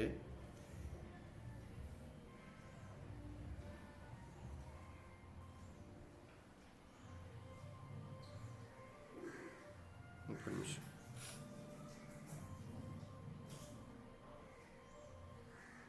ఎఫెసీయులకు రాసిన పత్రిక 6వ అధ్యాయము 18వ వచనాన్ని చదవండి. ఎఫెసీయులకు రాసిన పత్రిక 6వ అధ్యాయము 18వ వచనం. వాస్తవానికి ఈ దినాన నేను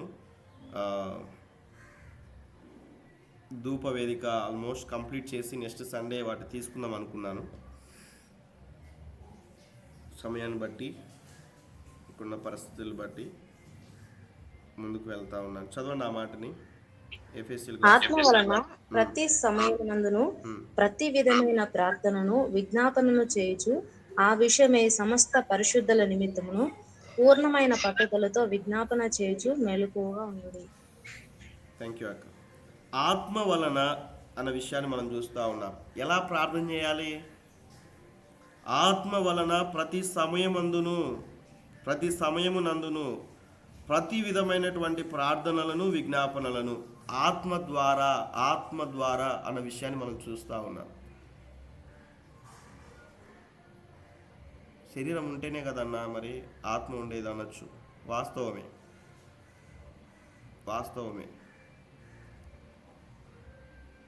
వాక్యం స్పష్టంగా మనం చూస్తే శరీరం కేవలం నిష్ప్రయోజనము అన్న విషయాన్ని మనం చూస్తాం. ఆత్మయే జీవింపు చేస్తున్నది, ఆత్మయే జీవింప చేస్తూ ఉన్నాడు దేవుడు. ఈ ఆత్మను బట్టే ఈ శరీరానికి విలువ. చూడండి, చనిపోయిన తర్వాత ఆత్మ వెళ్ళిపోతుంది, శరీరం ఉంటుంది. ఆ శరీరాన్ని తీసుకుని ఎక్కడ వేస్తారు? మట్టిలో కలిపేస్తారు. ఆ శరీరానికి ఏమీ దానికి వాల్యూ ఉండదు ఇంకా శరీరానికి. అప్పటి వరకు ఎంత లగ్జరీగా ఉన్నా, ఎంత లగ్జరీ ఫుడ్ తీసుకున్నా, ఎంత లగ్జరీగా బ్రతికినా కదండి, ఎంత బంగారు ఆభరణాలు వేసుకున్నా, ఎన్ని పరిస్థితులు, ఎంత ఉద్యోగం చేసినా ఏది కూడా అది ఉపయోగకరంగా ఉండదు. ఆ మరణించిన తర్వాత ఆ శరీరాన్ని తీసుకెళ్ళి మట్టికి కలిపేస్తారు. ఈ ఆత్మయే మనల్ని జీవింప చేస్తూ ఉన్నది. ఆత్మకు మరణం లేదు, ఈ శరీరానికి మరణం ఉంది. ఈ సత్యాన్ని గ్రహించి మనం ముందుకెళ్ళాలి.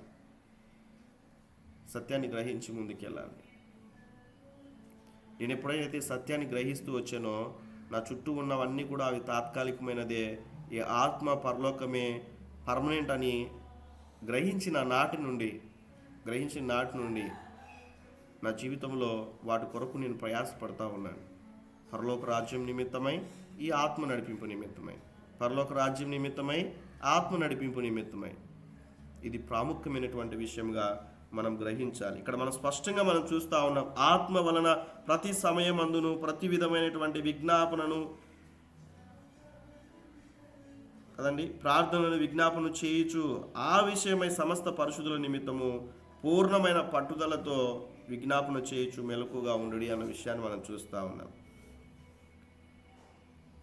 కాబట్టి మనం చూస్తే దేవుని యొక్క సన్నిధిలో దేవుడు ఆయా రీతిలుగా మనతో మాట్లాడుతున్న విధానమును బట్టి, దేవుని యొక్క సన్నిధిలో మనం ఆత్మ నడిపింపు కలిగినటువంటి వారముగా ప్రార్థన చేస్తూ ఉన్నామా, శరీరమును బట్టి ప్రార్థిస్తూ ఉన్నామా అనే విషయాన్ని మనం అర్థం చేసుకోవాలి. దేవుని యొక్క సన్నిధిలో మనం ఆత్మ నడిపింపు కలిగి మనం ఎప్పుడైతే ప్రార్థన చేస్తామో దేవుడు మనల్ని ముందుకు నడిపిస్తాడు. పరలోక రాజ్యానికి వెళ్ళాలన్నా కూడా ఈ ఆత్మ నడిపింపు అనేది చాలా ప్రాముఖ్యమైనటువంటిది. ఇదే ఎఫెసీయులకు రాసిన పత్రిక 2వ అధ్యాయం 18వ వచనంలో రాయబడిన మాట మనం అర్థం చేసుకుంటే, 2వ అధ్యాయము 18వ వచనం చివరిగా ఈ మాట చదవండి, మనం ముగించుకుందాం.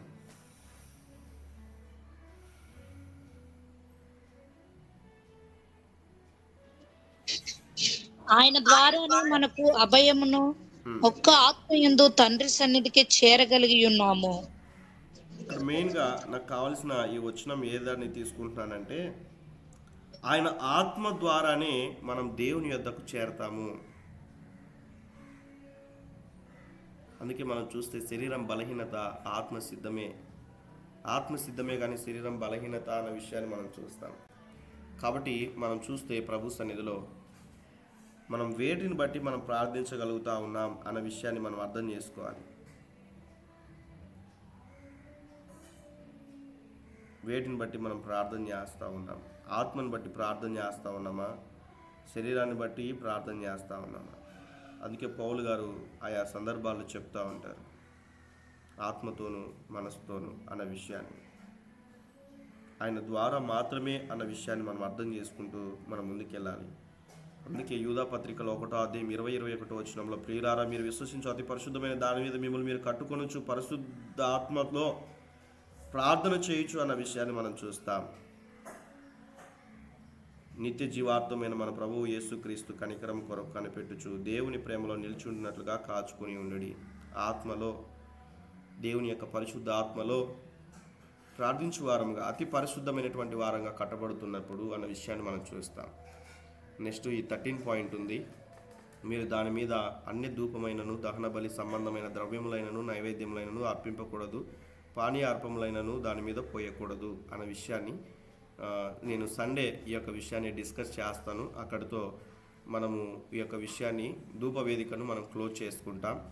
తర్వాత దేవుడు నాకు అనుకూలత ఇచ్చినప్పుడు ఇప్పుడు పరిశుద్ధ స్థలంలో ఉన్నటువంటి దీప వృక్షాన్ని గురించి మనం నేర్చుకుంటూ వచ్చాం. ధూపవేదిక గురించి నేర్చుకున్నాం. నెక్స్ట్ మనము సముఖపు రొట్టెల బల్ల గురించినటువంటి విషయాలు మనం నేర్చుకోబోతూ ఉంటున్నాం. ఈ దినాన మీకు ఇచ్చిన వర్క్ని మరి అందరూ కూడా చేయడానికి ప్రయత్నం చేయండి. ఇక్కడ ఉన్నటువంటి వారందరిలో కూడా ఆల్మోస్ట్ 20 మెంబర్స్ ఉన్నారు. 20 మెంబర్స్ కూడా చేయడానికి ప్రయత్నం చేయండి ఇచ్చిన ఈ హోంవర్క్. ఒకవేళ స్క్రీన్ షాట్ తీసుకోకపోతే నేను గ్రూప్లో అయినా పంపిస్తాను, రాసి మీరు నాకు పంపించాలని తెలియచేస్తా ఉన్నా. ఈ వచనాలు ఎక్కడెక్కడ ఉన్నాయి, అన్నిటికీ న్యాయం చేయలేకపోయినా కనీసం ఏవైనా ఒక 10 వచనాలైనా కూడా 10 ఈ యొక్క సెంటెన్సెస్కైనా కూడా మీరు ఆ వచనాలని కోట్ చేసి నాకు పంపించగలరు. Thank you very much.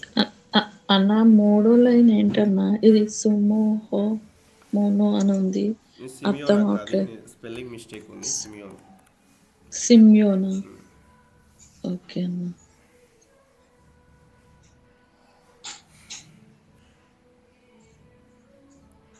ఉన్న సమయం బట్టి ఫాస్ట్గా చేసుకున్నప్పుడు కొన్ని అక్కడక్కడ మిస్టేక్స్ ఉన్నాయి. అర్థం చేసుకోవాలి. మంచిది. దేవుడు ఈ ఉదయకాల సమయంలో ఆ రీతిగా మాట్లాడిన బట్టి వాక్యాన్ని ఎత్తి పట్టుకొని ఎవరైనా ఇద్దరు ప్రార్థన చేయండి, మనం క్లోజ్ చేసుకుందాం.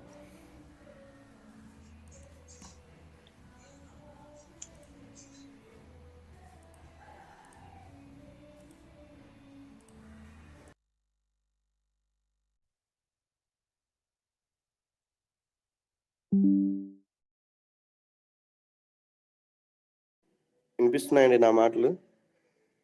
స్తోత్రం ప్రభా, పరిశుద్ధుల నాయన, నా తండ్రి నాయన కొందనాలు. అవును నాయన యేసయ్య, దైవజనులు చెప్పిన వాక్యాన్ని బట్టి ప్రభా నీకు స్తోత్రం నాయన. వైరు నవ్వురు వేసుకొని నాయన చెప్పినవన్నీ కూడా నా తండ్రి నాయన జ్ఞాపక శక్తిలో ఉంచుకొని తండ్రి వీటి ప్రకారం నా తండ్రి మేము జీవించుటకు సహాయం చేయండి. అవన్నీ ఏ రీతిగా అయినా చెప్పారో అవన్నీ కూడా మేము రాసి నా తండ్రి అయ్యా జ్ఞాపక శక్తితో తండ్రి నాయన ప్రభా మరి దైవజనికి పంపిట కృపణ దయచేయండి అయ్యా. ఎంతవరకు నాయన దైవజన్ నిలబడి మా కొరకు నాయన తెలియని అక్షరాలు, తెలియని వాక్యాలు చెప్పినందుకు విధానం బట్టి వందనాలు. దైవజనుల కుటుంబాన్ని ప్రభా దీవించండి, మా టీంని దీవించండి ప్రభా. ఎదుగో నా తన్ని ప్రతి ఒక్క వరకు పేరు పేరు మీరు దీవించి ఆశీర్వదించండి. మళ్ళీ మీరు రేపొద్దున జాయిన్ అయినంత వరకు మీ కాపుదల మీ సన్నిధి మా తోడుగా ఉంచమని యేసయ్య పరిశుద్ధ నామములో అడుగుతున్నాను తండ్రి, ఆమేన్. ఆమేన్. వాక్యాన్ని కోట్ చేసుకొని మరొకరు ప్రార్థన చేయండి. ప్రైజ్లాడమ్మా.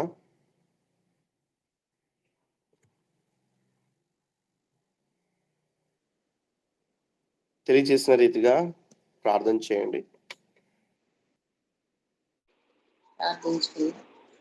స్థుతికి పాత్రుడా, స్తోత్రాలుడా, మమ్మల్ని మిక్కిలిగా ప్రేమించి మా ప్రియ పరలోకపు రాజా, పరిశుద్ధ పాదములకు వేలాది వందనాలు, స్తుతులు, స్తోత్రాలు నాయన.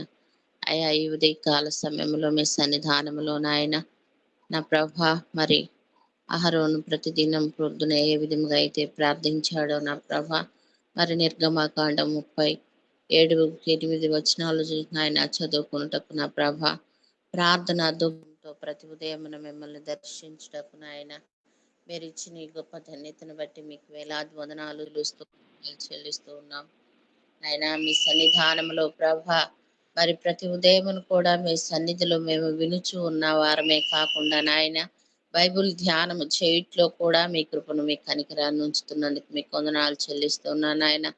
ఎడతెగక ప్రార్థించే కృపను దయచేస్తున్నందుకు, బాల్యం నుండే నాయన సమూయేలు బాల్య దశలోనే ప్రార్థించాడు, అటువలే మా బిడ్డలకు కూడా మేము అలాగా నాయన మరి చిన్నప్పటి నుంచే నాయన ప్రార్థించే కృపను నాయన ఆ బిడ్డలకు నేర్పించుట్లో నా ప్రభ, మరి నాయన మరి మీ దాసుల ద్వారా మీరు హెచ్చరించిన విధానం కొరకు మీ స్తుతులు స్తోత్రాలు చెల్లిస్తున్నాం నాయన. మేము చెప్పుచూనే ఉన్నాం ప్రభా. అయితే తండ్రి, మా యొక్క దైవజనులు చెప్పిన మాట మేము విన్నప్పుడు మా బిడ్డలు కూడా మా మాటలను వింటారు కనుక నాయన అయ్యా మీ సన్నిధానంలో మిమ్మల్ని స్తుతించుటకు, మహింపరచుటకు నాయన ప్రతి దినము నాయన దావీదు వేకునే ప్రార్థించి ప్రభు మెదడు నాకు దొరికినట్లుగా ఉన్నదని ప్రభా, మీ యొక్క నాయన వాక్యాన్ని చదివినప్పుడే నాయన అలాగ ధ్యానించినప్పుడే నాయన మీ సన్నిధానంలో మేము అలా చెప్పగలం కనుక నాయన మా నిజ జీవితంలో కూడా ప్రభా ప్రతిదినం కూడా నాయన అయా దావీదు వల్లే ప్రార్థించే అనుభవము, స్తుతించే అనుభవము నాయన ధ్యానించే అనుభవంలోనికి మమ్మల్ని నడిపించమని ప్రార్థిస్తున్నాం. ఇస్సాకు, ఏలియా వలె, తిమోతి వలె ప్రభా నాయన మీ సన్నిధానం మేము ప్రార్థించుట్లో నాయన కొంతవరకు అయినను ప్రభా మీ సన్నిధానంలో నాయన ఈ యొక్క లేఖన భాగాలను ప్రభా మేము ధ్యానించుట్లో మీ కృపను దయచేయండి నాయన. మా దైవజనులను మీరు దీవించండి, ఆశీర్వదించి మీ కృపలో బలపరిచి ఈ ఉదయకాల దీవులతో మమ్మల్ని అందరినీ కూడా దీవించి ఆశీర్వదించినందుకు మీ యొక్క వాక్యాన్ని ప్రభా ప్రతిదినం కూడా నాయన మేము ధ్యానించి నాయన ఆ యొక్క వాక్య భాగాలను మా హృదయంలో భద్రపరుచుకొని జీవించుట్లో మీ కృపను దయచేస్తున్నందుకు మీకు వందనాలు చెల్లిస్తూ మా కొరకై తిరిగి రానని యేసు పరిశుద్ధ నామమున అడిగి వేడుకొని పొంది ఉన్నాము తండ్రి. ఆమేన్. ఆమెన్. ఆమేన్. ఆమేన్. ఉదయకాల సమయంలో దేవుడు మనకు నడిపించి విధానం బట్టి ప్రభుకు స్తోత్రాలు చెల్లిద్దాం. స్తోత్రం స్తోత్రం స్తోత్రం స్తోత్రం తండ్రి అయిన దేవునికి, కుమారుడైన స్తోత్రం దేవునికి, పరిశుద్ధాత్మ దేవునికి స్తోత్రాలు చెల్లిద్దాం. స్తోత్రం స్తోత్రం స్తోత్రం స్తోత్రం ఇచ్చిన వర్క్ ని సంపూర్ణంగా చేయనట్లుగా పరిశుద్ధాత్మ దేవుని యొక్క సహాయం కొరకు ప్రభుకు స్తోత్రాలు చెల్లిద్దాం. స్తోత్రం స్తోత్రం స్తోత్రం స్తోత్రం స్తోత్రం.